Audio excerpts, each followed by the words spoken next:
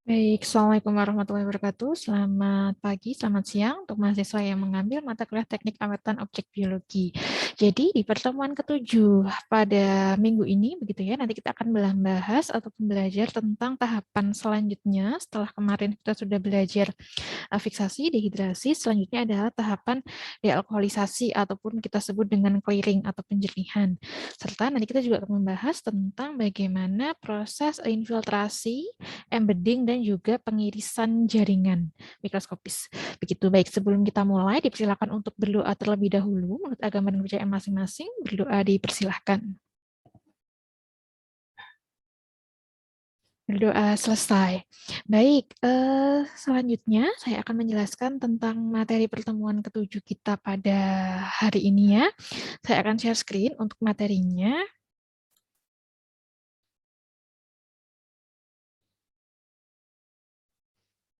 Oke, baik. Jadi ini materi kita pada minggu ini itu. Oke, yang pertama nanti kita akan membahas tentang dealkoholisasi dulu ataupun kita sebut dengan clearing ataupun penjernihan ya.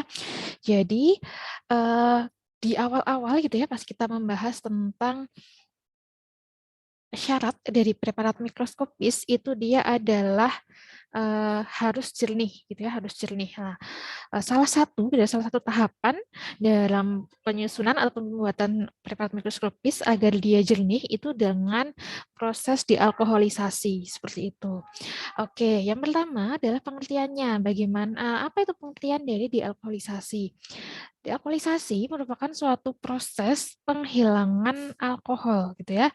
Jadi dealkoholisasi berarti dia itu menghilangkan alkohol dari dalam sel penyusun jaringan dengan menggunakan silol bertingkat gitu ya. Ini menggunakan silol itu larutan kimia silol seperti itu bertingkat.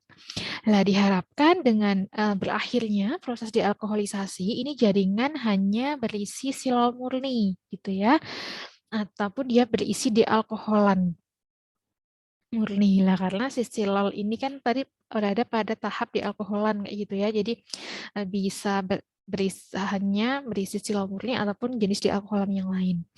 Nah, kenapa kita sebut proses dealkoholisasi begitu? Karena pada umumnya akhir dari proses sebelumnya itu jaringan berada pada medium alkohol absolut gitu ya. Jadi kita menyebutnya adalah dealkoholisasi. Jadi menarik alkohol yang ada pada tahapan dehidrasi sebelumnya. Nah, kenapa juga disebut penjernihan atau clearing? Karena zat kimia yang digunakan pada proses ini membuat jaringan menjadi lebih jernih dan menjadi lebih transparan. Seperti ini. Seperti itu ya.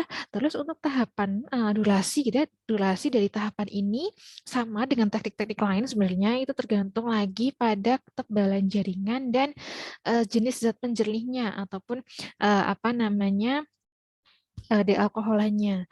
Kalau umumnya yang pernah saya laksanakan begitu dan beberapa sumber referensi itu kebanyakan adalah overnight ya. Jadi semalaman seperti itu untuk perendaman di proses dealkoholisasi ini. Nah, untuk zatnya gitu ya, tadi kan prosesnya kita sebut dengan dealkoholisasi lah, berarti zatnya adalah dealkoholan namanya. Nah, ini adalah beberapa jenis bahan kimia begitu ataupun larutan kimia yang umum kita pakai sebagai dealkoholan.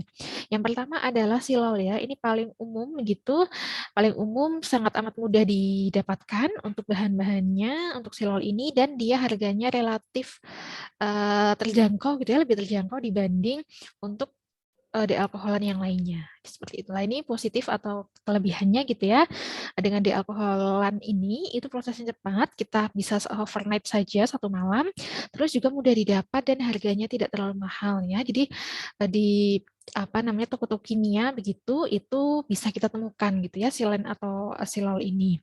Untuk kelemahannya yang pertama adalah jaringan itu dapat yang bisa dipindahkan gitu ya, yang bisa dipindahkan dari proses dehidrasi itu hanya yang dari alkohol absolut gitu ya. Jadi semua preparat mikroskopis begitu ketika kita mau menggunakan dealkoholan silol itu berarti pada proses tahap dehidrasi itu kita harus menggunakan alkohol bertingkat dan kita harus sampai pada alkohol absolut gitu ya atau alkohol murni. Jadi nanti alkohol murni baru pindah ke silol seperti itu. Lah, kelemahannya jaringan akan menjadi rapuh jika berada di silol terlalu lama dan ketika gitu ya, ketika proses dehidrasi ataupun proses sebelumnya, proses dehidrasi tahapan sebelum ini ya, itu dia tidak sempurna, misal masih ada air gitu ya yang terjerembab di sel atau jaringan, itu nanti akan ketika kita tidak sempurna di tahap dehidrasi, nanti ketika dimasukkan ke dealkoholan ini itu akan menjadi butiran-butiran putih gitu ya, butiran-butiran putih, dan ketika sudah diiris kita beri warna dan kita amati, itu biasanya nanti akan ada kabut-kabut seperti itu di preparat yang kita punya seperti itu. Oke, yang kedua adalah toluen atau toluol gitu ya. Ini salah satu dealkoholan primadona kedua gitu ya setelah silol, yaitu toluol atau toluen. Di sini selain harganya murah, itu dia juga mudah didapat ya. Jadi di banyak toko kimia bisa kita dapatkan, juga prosesnya itu cenderung lebih cepat dibandingkan dengan silol. Kayak gitu ya. Nah, selanjutnya kalau pada toluol gitu ya, kalau pada silen itu kan tadi kita tidak bisa meninggalkan lama gitu ya, setelah overnight ya sudah kita harus ambil dan kita proses di tahap selanjutnya. Tapi kalau pada toluol ini kelebihannya ketika kita misal ditinggal agak lamaan begitu ya, ditinggal agak lamaan untuk perendamannya, itu dia tidak akan mudah untuk mengeraskan jaringan seperti itu. Nah, tetapi ketika kita terlalu lama merendam dalam toluol atau toluen ini, nanti jaringan akan tetap aja gitu, akan tetap aja lebih keras ataupun jadi sukar untuk diiris. Dan sama gitu ya, untuk toluol ini jaringan yang bisa kita pindahkan itu merupakan jaringan yang sebelumnya sudah berada di alkohol absolut. Seperti itu. Oke, yang selanjutnya adalah dealkoholan yang ketiga adalah minyak cengkeh ya. Minyak cengkeh ini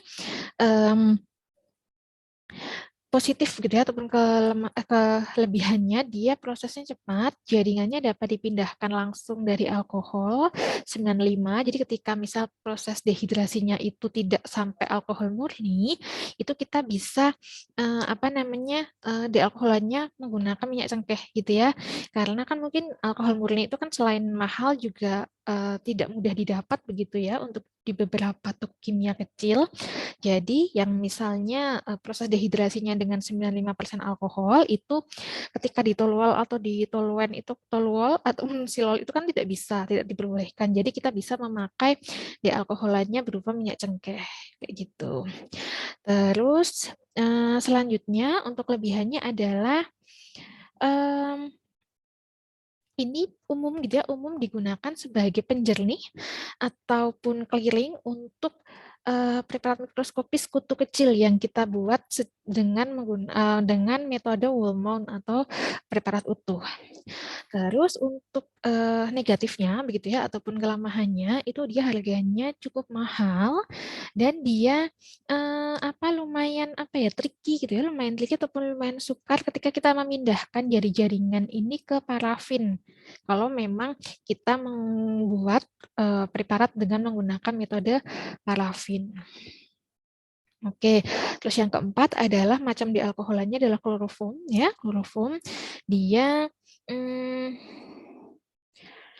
positif atau kelebihannya adalah dia bisa menyebabkan hanya sedikit kerutan ataupun sedikit kerutan ketika ditinggal dalam waktu lama. Terus kelebihan yang kedua adalah dapat digunakan untuk jaringan-jaringan yang ukurannya besar. Untuk negatifnya atau kelemahannya adalah dia mahal ya, kloroform itu mahal sekali dan dia juga susah ataupun sukar dipindah ke parafin. Jadi tahap selanjutnya setelah dealkoholisasi itu kan ada tahapan infiltrasi ya, dan itu kan menggunakan parafin lah. Ini lebih susah, jadi parafinnya tuh lebih susah masuk ke jaringannya ketika kita dealkoholisasi menggunakan minyak cengkeh ataupun kloroform. Seperti itu. Lah, Terus juga makanya gitu ya rada ribet karena kita harus memindahkan jaringan tersebut 3 sampai 4 kali pergantian dalam parafin murni kayak gitu. Karena jika masih ada kloroform di dalamnya itu nanti si jaringan akan sulit untuk diiris. Oke, selanjutnya adalah materi infiltrasi, embedding, dan pengirisan jaringan ya. Di infiltrasi berarti memasukkan ya infiltrasi merupakan suatu tahapan pemasukan media tanam atau media pendam ke jaringan. Jadi kan tadi jaringan yang kita iris gitu ya dari awal pertemuan ke berapa? 4. Jaringan diiris terus difiksasi dengan uh, fiksatif. Setelah difiksatif nanti kita didehidrasi dengan alkohol bertingkat, kita masuk ke dealkoholisasi atau clearing gitu kan, masih dalam bentuk jaringan kotak gitu ya, jaringan kotak lah. Setelah itu kita akan menanam jaringan tersebut itu ke dalam parafin. Begitu ya, ditanam ke dalam parafin untuk mempermudah kita dalam proses mengiris jaringan setipis yang kita mau. Nah, di sini di proses infiltrasi ini menggunakan zat parafin ya, parafin cair. Jadi parafin tuh kayak lilin gitu loh, sejenis lilin gitu ya. Nanti dia bisa cair di suhu 52 sampai 60 derajat Celcius. Lah, semua proses infiltrasi ini kita lakukan di dalam inkubator karena ketika kita mengeluarkan apa namanya zat parafin cair tadi keluar itu dia akan mudah untuk mengeras gitu ya, mudah mengeras sehingga akan mempengaruhi jaringan yang akan kita celupkan seperti itu.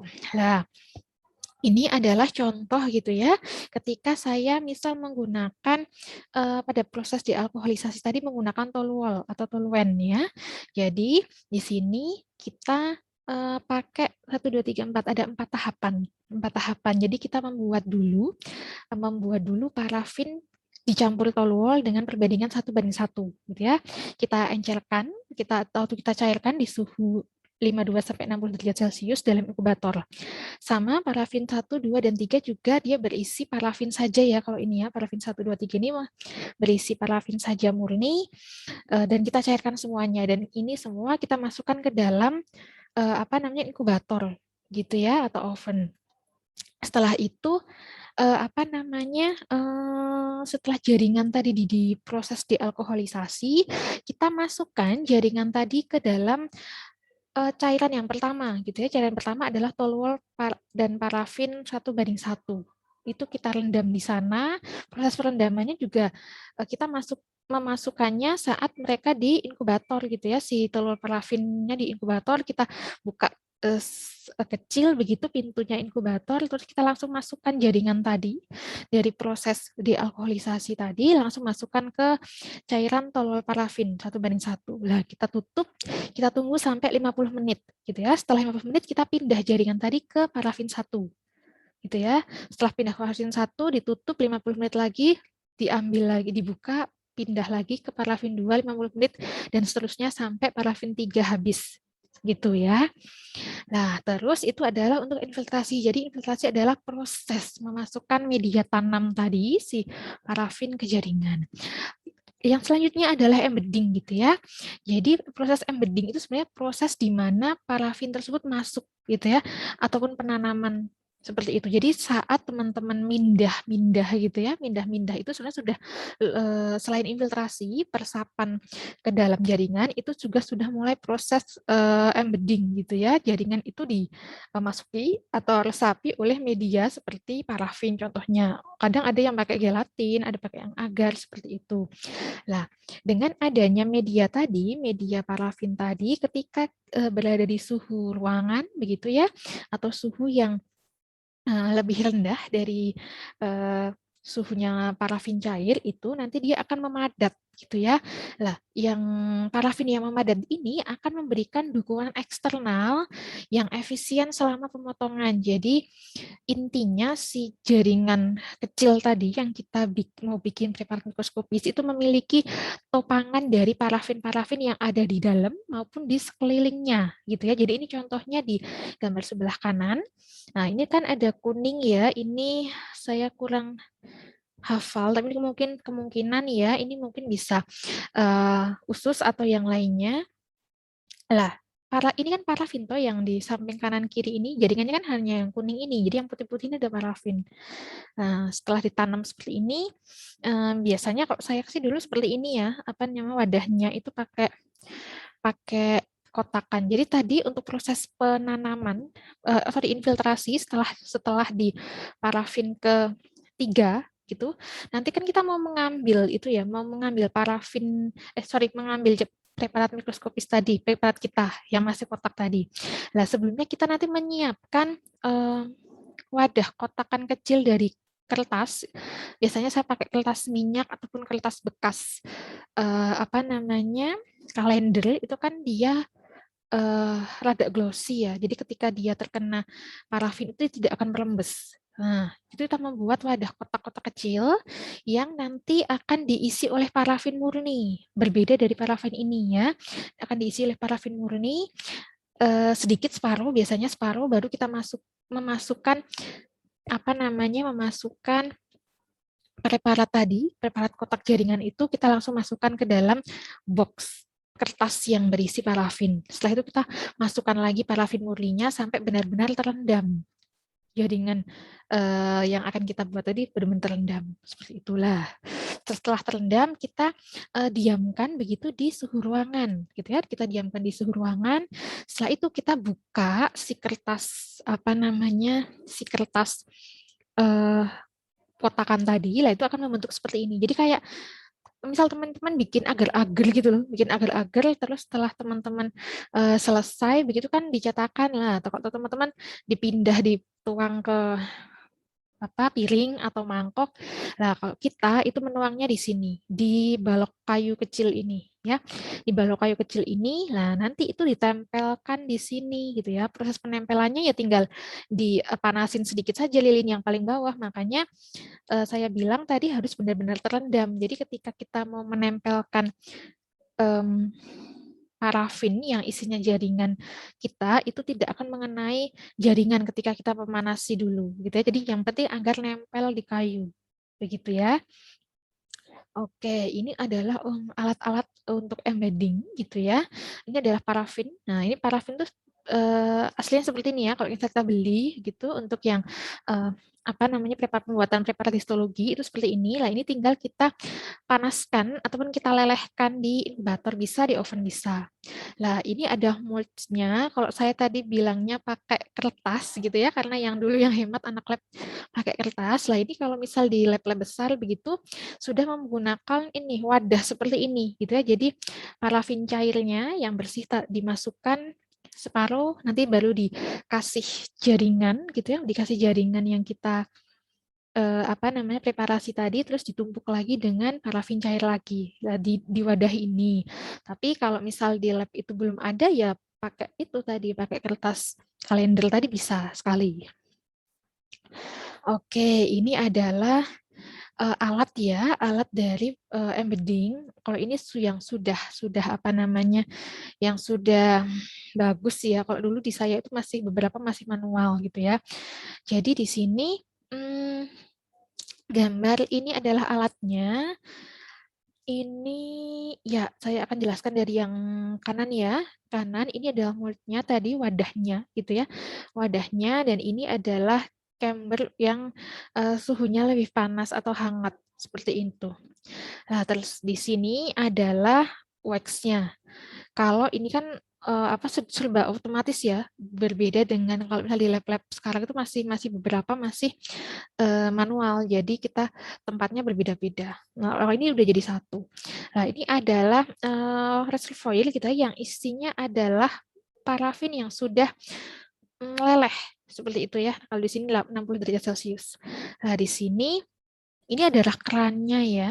Kerannya, ini dispensernya lah. Nanti si moldnya ini akan kita taruh sini. Kita taruh bawah sini. Kita masukkan si waxnya ataupun parafinnya. Baru kita masukkan jaringannya. Kita timbun lagi begitu. Kita siram lagi dengan parafin cair. Gitu ya. Nah, selanjutnya kita pindah gitu ya, moldnya tadi yang sudah berisi parafin dan juga berisi jaringan kita pindah ke cold plates ini di apa namanya di sini di plate yang dingin gitu ya. Ini sampai 5 derajat Celcius. Jadi ini kalau ini jauh lebih cepat proses pendinginan atau pembekuannya. Kalau kami dulu misal apa namanya embeddingnya siang atau sore gitu ya di lab lah, nanti tinggal aja semalam lah, besok pagi itu biasanya sudah mengeras seperti itu. Oke, ini tahap-tahapan umumnya ya. Tadi kalau saya ngomong terus kayak gitulah, ini sudah ada gambarannya bagaimana cara embeddingnya gitu ya. Jadi kita memenuhi atau mengisi moldnya ini dengan parafin yang cair dengan alat tadi, alat yang ini ya. Terus selanjutnya itu kita apa ya, meletakkan gitu ya, meletakkan jaringan yang akan kita iris tadi gitu di dalam sini, begitu ya. Terus selanjutnya kita orientasi. Jadi orientasi itu mengatur misal ini usus organ usus, kita mau bagaimana nanti pengirisannya, mau transversal, longitudinal dan lain-lain itu kita atur di sini gitu ya. Kita atur, setelah itu kita apa namanya diamkan gitu ya, diamkan atau kita pindah ke plate yang dingin tadi, ataupun kalau belum punya ya ditaruh di apa namanya tempat yang aman, yang penting dia berada di suhu ruangan gitu lah.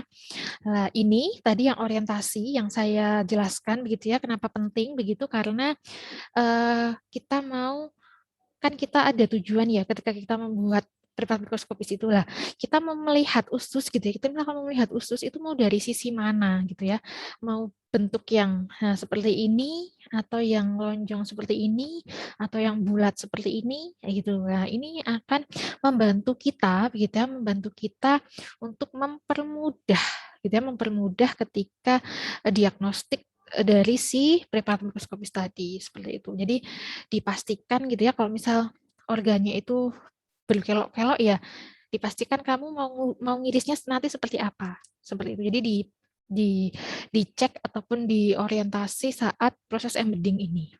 Selanjutnya setelah diorientasi begitu ya, kita menaruh ini ya, menaruh blok tadi yang berisi parafin dan jaringan itu ke ini, ke cool plate tadi begitu ya, ditaruh di sini, dia nanti akan mengeras atau membeku seperti itulah. Setelah, kalau ini mungkin hanya hitungan jam ya, setelah hitungan jam nah nanti dia bisa kita ambil dari wadahnya seperti itu dan bisa kita tempelkan untuk kita iris nanti di mikrotom. Nah, oh iya, sebelumnya ditempel di kaset ya. Kalau kalau ini kan pakai kasetnya plastik ya. Kalau saya dulu itu pakai yang kayu ini seperti ini. Nah, saya dulu pakai kayu kayak gini. Nah, kalau yang di sini di gambar ini itu pakai plastik ya, yang bawahnya ini adalah plastik. Oke, selanjutnya di trimming ya. Di trimming itu biasanya nanti untuk menempelkan si parafin ini ke apa namanya kasetnya, itu di trimming. Kita apa namanya kita sesuaikan gitu, kita sesuaikan agar nanti pas ngiris itu nggak ngiris si parafinnya banyak-banyak. Jadi parafinnya dimepet ke jaringan, terus ditempelkan ke sini kasetnya untuk memudahkan kita pas ngiris. Jadi jangan, contohnya ini parafin ini jaringannya di tengah sini. Kelihatan nggak sih? Nah, ini tuh jaringannya di tengah sini ya. Nah, terus nanti si apa namanya? Misalnya kan isinya parafin, ini parafin ya, ini di trimming, dipotong sampai sampai mendekati jaringan untuk efisiensi kalian ketika mengiris jaringan. Nah, selanjutnya adalah di tahapan pengirisan atau pemotongan jaringan ya, atau section cutting. Nah, jadi di sini adalah prosedur di mana blok tadi, blok berisi parafin yang berisi jaringan itu akan kita preparasi untuk dipotong yang seragam ke apa namanya ketebalannya atau ketipisannya gitu ya. Nah, alat untuk memotongnya itu kita sebut dengan mikrotom gitu ya. Nah, ini kita ada 3 tipe mikrotom sebenarnya. Ada mikrotom rotari, ada mikrotom freezing. Ini biasanya untuk preparasi yang ini apa namanya pada suhu rendah gitu ya. Terus yang ketiga adalah ultramikrotom. Nah, ini adalah contoh rotary mikrotome. Ini sangat amat umum dan banyak dipakai untuk preparat, untuk yang metode embedding menggunakan parafin, begitu ya. Nah, di sini ini adalah eh, tempat untuk mengadjust ukuran dari eh, preparat yang akan kita iris. Mau berapa mikron sih ketipisannya seperti itu. Nah, di sini ada parafin block. Jadi, parafin block itu berasal dari ini ya. Parafin yang berisi jaringan tadi itu kita tempatkan di sini, gitu ya. Kita tempatkan di sini untuk kita iris menggunakan pisau. Ini adalah pisau mikrotomnya. Nah, cara menggerakkannya adalah dengan memutar tuas hitam ini, gitu ya. Diputar nanti si ini akan maju ya. Si parafin akan maju, akan keiris oleh si pisaunya. Seperti itu. Nah, ini adalah untuk mikrotom yang dengan suhu rendah, gitu ya. Jadi dia harus berada di dalam seperti ini untuk mempertahankan suhu rendah dari si preparat yang sudah dibuat. Terus yang ini adalah apa namanya ultra mikrotom ya, dia spesifik spesifik untuk mengiris yang ukurannya jauh sekali lebih tipis dibanding yang bisa dilakukan oleh rotary mikrotom. Gitulah di sini ketebalan atau ketipisannya itu 20 sampai 100 nanometer. Biasanya preparat ini digunakan ultramikrotom ini kita gunakan ketika mau preparasi dengan tem gitu ya. Untuk knife-nya atau pisaunya itu dia bisa diamond ataupun dari glass. Ini juga sama gitu ya, ini diamond knife-nya, pisaunya, jenis pisaunya. Jadi kalau yang ini kayak golok gitu ya, pisaunya besar, pakai steel. Kalau yang ultra mikrotom itu bisa diamond atau bisa dari glass. Ini contoh apa namanya knife-nya ataupun pisaunya. Ini untuk yang glass-nya ya, glass knife-nya. Nah, ini adalah sectioning. Jadi prosesnya kan tadi saya bilang ya, kita akan menggerakkan eh, apa namanya tuas ini ya, tuas coklat hitam ini kita gerakan apa namanya berlawanan jarum jam. Kalau yang biasa saya pakai itu berlawanan jarum jam. Nanti dengan berlawanan jarum jam seperti ini diputar, itu si blok parafin yang berisi jaringan itu akan maju, akan naik dan turun mengenai si pisau ini gitu ya. Ketika dia mengenai pisau, lah ini adalah jaringan yang sudah teriris tadi dengan ukuran gitu ya, ukuran berapa mikron yang akan diiris itu sesuai yang kita setting di sini. Seperti itu. Oke, cukup dari saya untuk proses apa namanya dealkoholisasi, terus juga ada infiltrasi, embedding, dan pengirisan jaringan. Oke, kita lanjutkan untuk sesi diskusi. Silakan teman-teman bisa ke Elita, menu forum diskusi sesuai kelas masing-masing. Terima kasih. Assalamualaikum warahmatullahi wabarakatuh.